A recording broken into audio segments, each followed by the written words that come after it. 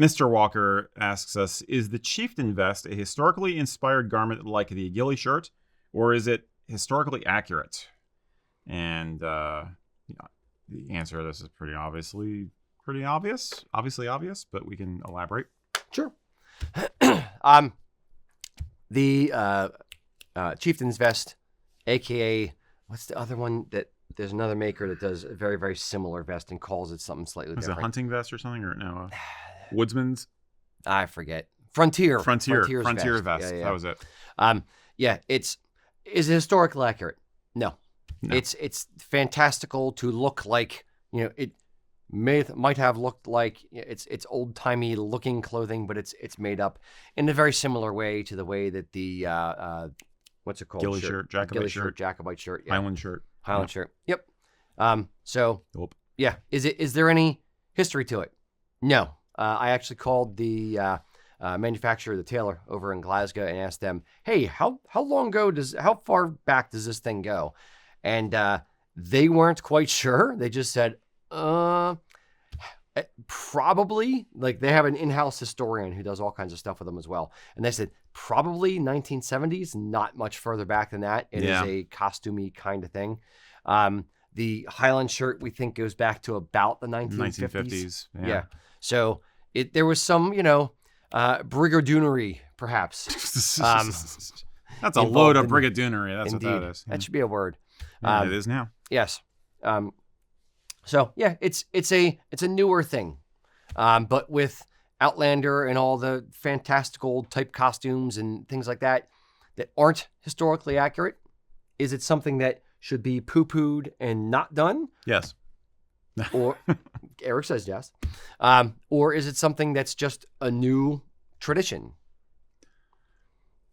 You've said every tradition is new at some point. So I think the question is whether it's going to survive through want and usage and gain a following.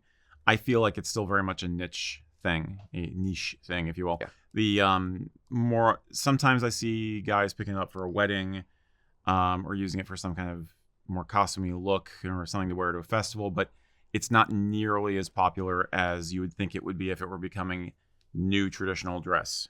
You know what I mean? Agreed. I think you see more people wearing a Jacobite shirt on its own or with something else, God's forbid a sash, but you see that, as opposed to people plunking down for a Chieftain's vest. So I don't think so. I don't think it's really much. If it's a new tradition, it's not very strong. Agreed. Yeah. And I would say that I would argue perhaps that the Highland shirt has a little bit more pedigree, only like 20 years or so.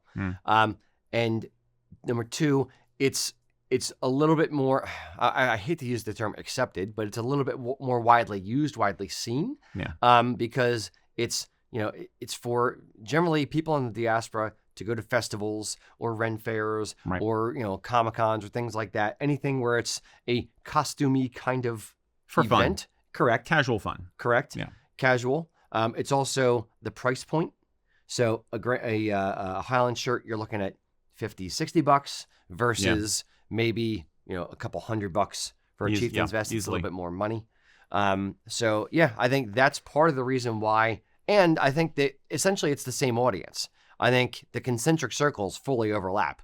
The people who would buy, here's my concentric circles. The people that would buy a Chieftain's vest fit squarely within the Highland, the Jacobite shirt circle. Mm-hmm. But not everyone who buys a Jacobite shirt would buy a Chieftain's vest. Ah, I see, Professor.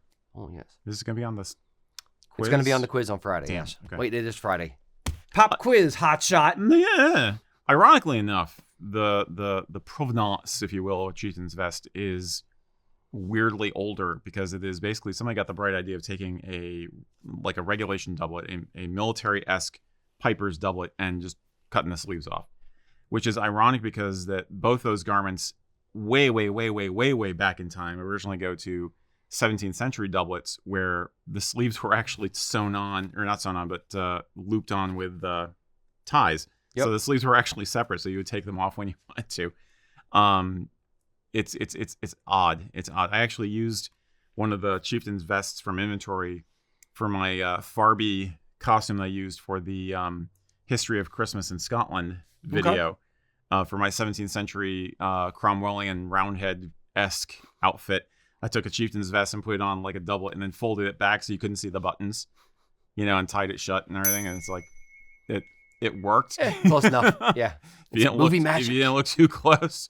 So it's odd. It is, the silhouette is kind of classic, but the garment itself definitely is not. Yeah. So yeah. It all fashion, kind of A, goes in cycles, B, evolves, and kind of one thing comes out of another, and it just kind of rolls. So it's one of those things. Do I think it will survive the test of time?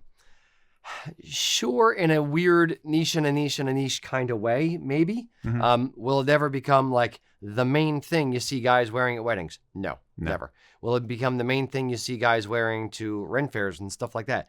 No. Nah. But, maybe 2% of guys might own one or less. I think it's always going to be something that somebody wears for fun when they're manning the tent representing their clan at the Highland Games. Yeah. That's about it, honestly. Yeah. It feels old-timey, even though it's not. Yeah. Cool.